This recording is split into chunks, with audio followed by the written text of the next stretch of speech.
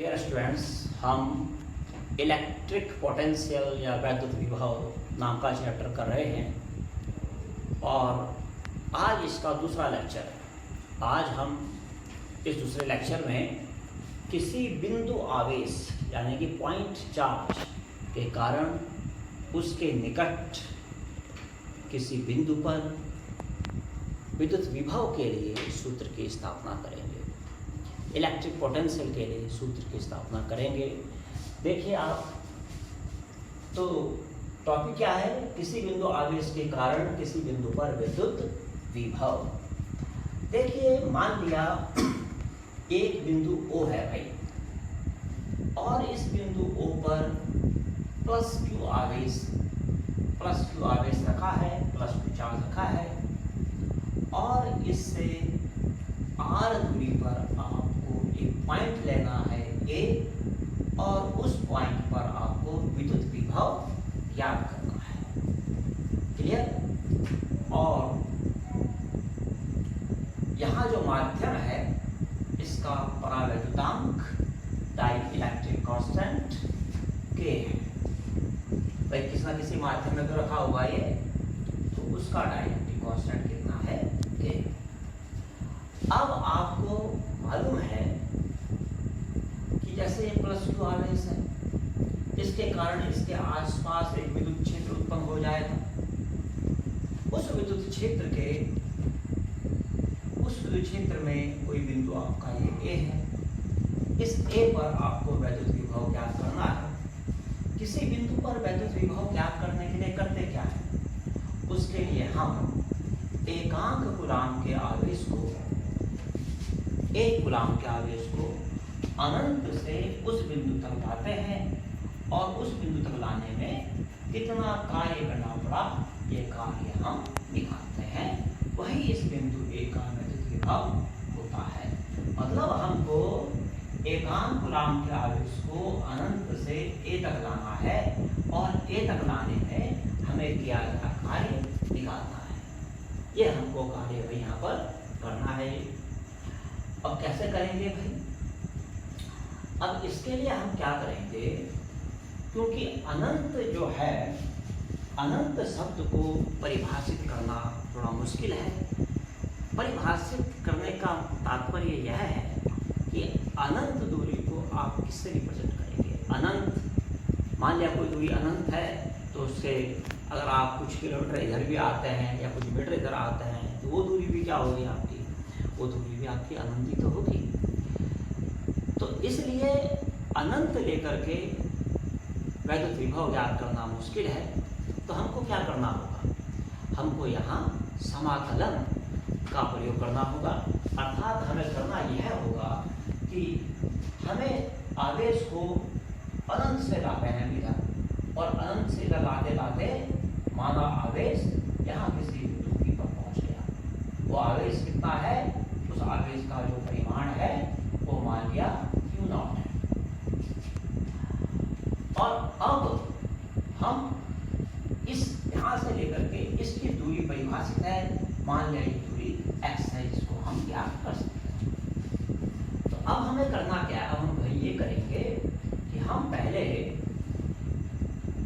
इस जैसे आवेश की P पे लिया है, अब हम इस आवेश को एक बहुत ही सूक्ष्म दूरी dx विस्थापित करेंगे। मात्र यहाँ से लेकर यहाँ तक विस्थापित करेंगे, और यहाँ से लेकर यहाँ तक विस्थापित करने में जितना कार्य हुआ उस कार्य को निकाल लेंगे। उसके बाद अनंत से लेकर के A तक की दूरी को ऐसी अनेक छोटी छोटी दूरियों से मिलकर बना मान लेंगे। और फिर जब आप एक सूक्ष्म दूरी लाने में, किसको लाने में? आवेश को लाने में, यहाँ से यहाँ तक लाने में किया गया कार्य आप निकाल देंगे, तो फिर आप इंटीग्रेशन का प्रयोग करते हुए अनंत से यहाँ तक लाने में किया गया कार्य भी आप निकाल सकते हैं। कैसे निकालते हैं वो आपको हम अभी बताएंगे। तो आपकी समझ में फिलहाल ये आया कि हमको करना क्या है। अब उसको करते कैसे हैं, यहाँ चलते हैं भाई। तो हमने लिखा है कि माना बिंदु O पर एक बिंदु आवेश Q स्थित है, इसके कारण O से r दूरी पर स्थित किसी बिंदु पर हमें यहाँ पर विद्युत विभव ज्ञात करना है। माध्यम जिस माध्यम में रखा है उसका पराविद्युतांक k है। अच्छा, अब क्या करें, a पर लिख देते हैं थोड़ा सा। a पर विद्युत विभव ज्ञात करने के लिए आवेश को अनंत से a तक लाने में किया गया कार्य निकालना होगा। ठीक है, मैंने लिख दिया जिससे कि आपकी समझ में आ जाए बाद में। आप बोलेंगे कि ऐसा क्यों करना है? अरे भाई, हमको a पर विद्युत विभव ज्ञात करना है ना। किसी बिंदु का विद्युत विभव होता क्या है कि अनंत से एक गुलाम आवेश को उस बिंदु तक लाने में किया गया कार्य ज्ञात करना है यहाँ पर। अब देखिए, अब इस कार्य को ज्ञात करते हैं। सबसे पहले आप सुनिए, ये प्लस क्यू आवेश है भाई। इस प्लस क्यू आवेश के कारण इससे x दूरी पर जो बिंदु P पर जो Q0 आवेश रखा हुआ है, इस पर जो बल लगेगा, Q0 आवेश पर बल लगेगा, ये भी धनात्मक आवेश होता है। ये वो आवेश प्रतिकर्षण का होगा, क्योंकि ये प्लस है, ये प्लस है, तो आवेश पर लगने वाला बल होगा प्रतिकर्षण का। तो इस पर लगने वाले बल का मान पहले निकाल लेते हैं। ठीक है, तो प्लस Q के कारण Q0 मतलब Q0 पर लगने वाला बल। अब देखिए, बल का मान कैसे निकालते हैं। F बराबर 1/4 पाई एप्सिलॉन नॉट K और Q क्या होता है formula, Q1 Q2 upon R square. तो यहाँ Q1 की जगह हम Q ले रहे हैं और Q2 की जगह Q0 और अपॉन इनके बीच का डिस्टेंस कितना है x, तो हो गया जी x square. This is equation number 1। अब ये बल कौन सा है भाई? ये बल है प्रतिकर्षण का। ये लग रहा है बाहर की तरफ और हमको आवेश को लाना है इधर, तो हमको फिर एक बाह्य बल लगाना होगा इधर। ठीक है, एक बाह्य एजेंट इस तरफ काम करेगा और उस एजेंट या जो बाह्य बल है उसका मान कितना होगा भाई? बिल्कुल सिंपल बात है। ये बल इस डायरेक्शन में है, वो जो बाह्य बल है, जो एक्सटर्नल फोर्स है, वो आपका अपोजिट डायरेक्शन में है, तो उसका मान निकाल लेते हैं। और देखिए, लिख लेते हैं आवेश को P से A तक लाने में लगा बाह्य बल अर्थात एक्सटर्नल फोर्स। मैं इसको F एक्सटर्नल कह रहा हूँ। आप उसको अगर हिंदी में लिखना चाहें तो F बाह्य लिख सकते हैं। F बाह्य का मान कितना होगा भाई? देखो, वैल्यू तो इतनी रखते हैं उसको 1/4 पाई एप्सिलॉन नॉट K और into Q0 upon x square, लेकिन साइन लगा देंगे माइनस का। अब आप बोलोगे जी की वैल्यू इतनी क्यों रखें भाई? वैल्यू बढ़ा देते हैं। इसको इधर लाना है तो अब तो पूरी ताकत से फोर्स लगाएंगे और फोर्स लगा करके फटाफट इसको यहाँ से इस आवेश को यहाँ ले आएंगे। बिल्कुल ऐसा नहीं करना है। जब गणना करेंगे तो आपको फोर्स का मान चेंज नहीं करना है। आपको ये याद, फोर्स की वैल्यू चेंज नहीं करनी है। आपको ये याद रखना है कि हमें इस पे जो फोर्स लगाना है वो बहुत कम समय के लिए लगाना है, जिससे कि फोर्स की जो वैल्यू हो वो चेंज ना हो, फोर्स की वैल्यू सेम है। वैसे भी आप सोचिए कि इधर फोर्स F लग रहा है, अपोजिट में अगर हमको जाना है तो इस फोर्स F से हमें ज़्यादा फोर्स लगाना होगा। अब वो ज़्यादा क्या होता है? ज़्यादा की परिभाषा क्या है? मान लिया 10 न्यूटन ये लग रहा है, तो आज तक कितने का लगाएंगे? 11 का, 12 का, 13 का, 14 का या 1 लाख का, 2 लाख का? कोई उसकी गणना नहीं है ना। तो इसलिए जो F बाह्य होता है वो बस इससे थोड़ा सा ज़्यादा, या यूँ समझ लीजिए थोड़ा सा का मतलब नहीं, जो हमें एक्सटर्नल फोर्स लगाना होगा वो इस F के ही इक्वल लगाना होगा। ये बात आपकी समझ में आ गई। इस बात को आप बिल्कुल अपने मन में बैठा लीजिए कि एक्सटर्नल फोर्स इस डायरेक्शन में लग रहा है, तो जो बाह्य बल लग रहा है वो इधर लग रहा है, लेकिन उसकी वैल्यू इतनी ही हमें लेनी है, बिल्कुल इसके बराबर लेनी है। अब आगे चलते हैं भाई। अब इस बाह्य फोर्स के अंतर्गत ये जो Q0 आवेश है, माना ये सूक्ष्म दूरी dx विस्थापित होता है, तो अब देखते हैं सूक्ष्म दूरी dx विस्थापित होने में किया गया कार्य कितना होगा। भाई जब सूक्ष्म दूरी विस्थापित होगा तो काम भी कम होगा, ठीक है। F बाह्य के अंतर्गत सूक्ष्म दूरी dx विस्थापित होने में किया कार्य स्मॉल यानी कि छोटा कार्य dw, ये होता है आपका क्या होता है, फोर्स इनटू फोर्स की ही डायरेक्शन में कितना वस्तु में डिस्प्लेसमेंट हुआ है, कितना वो विस्थापित हुई है। तो आप क्या लिखते हैं, फोर्स यानी कि जो फोर्स है F बाह्य और इनटू डिस्प्लेसमेंट कितना है dx, ओके। फोर्स के डायरेक्शन में dw इक्वल टू हो गया। अब F बाह्य तो आपने निकाल रखा है -1/4 pi epsilon 0 epsilon not k और into q not upon x square और इनटू dx, ये आपका dw की वैल्यू आ गई। अब भाई अनंत से इंफिनिटी से a तक की दूरी को dx जैसी छोटी छोटी दूरियों से मिलकर बना मान सकते हैं। इसलिए इंफिनिटी से a तक लाने में किया गया कुल कार्य कितना होगा, कुल कार्य हम उचित लिमिट लेकर इसका इंटीग्रेशन करके निकाल सकते हैं, ठीक है। दो तरीके होते हैं इसके, या तो आप ऐसा करिए कि पहले एक सूक्ष्म दूरी आइए, फिर सूक्ष्म दूरी, फिर सूक्ष्म दूरी, फिर सूक्ष्म दूरी, और फिर सबको जोड़ दीजिए, और उसी का एक दूसरा मेथड क्या है, इंटीग्रेशन। अब इंटीग्रेशन करके कैसे करते हैं देखिए आप, इतना समझ में आपको आ गया। इसे क्वेश्चन नंबर 3 मान लेते हैं। अब क्या करें, अब लिखते हैं अनंत से a तक की दूरी को dx जैसी अनेक सूक्ष्म दूरियों से मिलकर बना मान लेते हैं, से मिलकर बना मानते हैं, okay.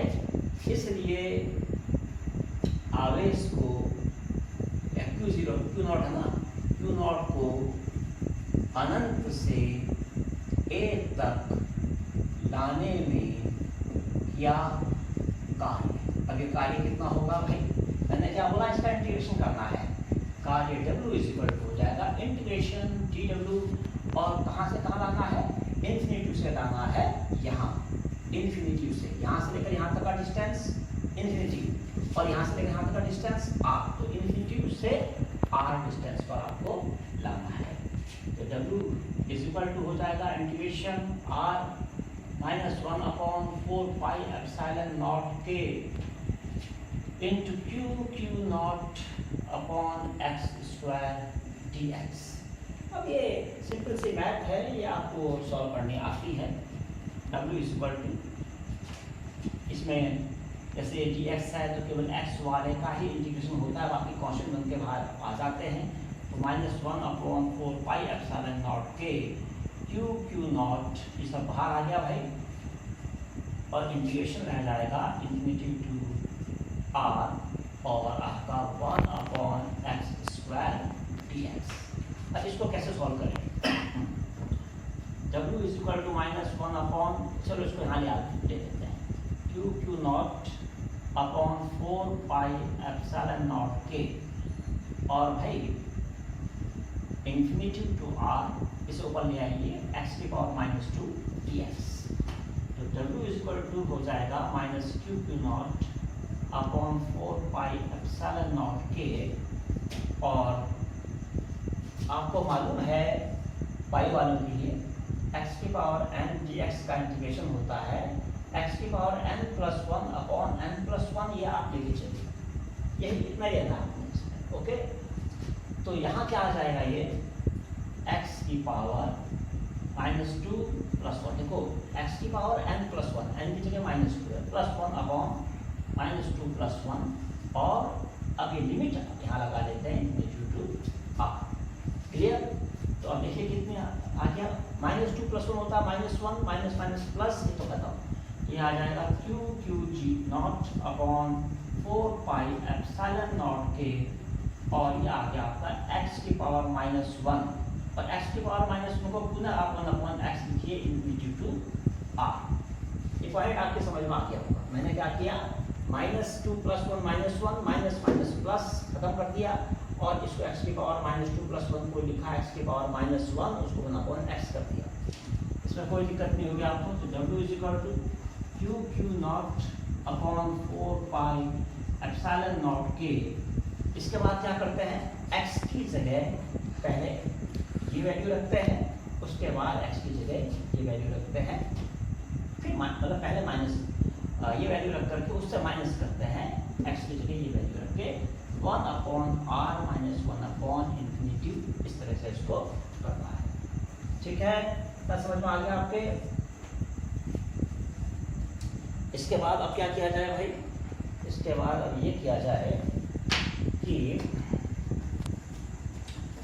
W is equal to हो जाएगा QQ naught upon 4 pi epsilon naught के, और 1 अपॉन इन्फिनिटी 0, कितना बचा, 1 अपॉन r। तो ये W की वैल्यू कितनी आ गई, 1 अपॉन 4 पाई एप्सिलॉन नॉट के into QQ naught upon r। ये आपने फिलहाल वर्क निकाला है कि आवेश को अनंत से a तक लाने में कितना काम करना पड़ेगा, परंतु आपको a पर विद्युत विभव निकालना है तो बहुत आसान है। इसलिए a पर विद्युत विभव, किसी भी पॉइंट पे विद्युत विभव क्या होता है, W अपॉन Q नॉट।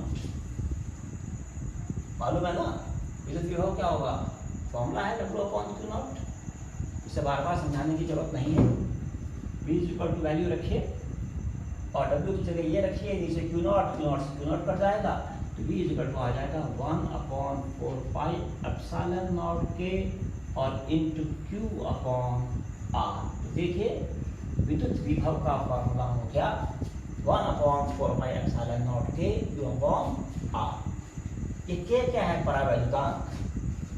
तो वायु या निर्वात के लिए, वायु हो चाहे निर्वात हो, K इज इक्वल टू लेते हैं 1, तब आपका V का फॉर्मूला क्या बन जाएगा, 1 upon 4 pi epsilon naught Q upon R। क्या बन जाएगा, V is equal to 1 upon 4 pi epsilon naught into Q upon R। ऐसे तो आपने करना है।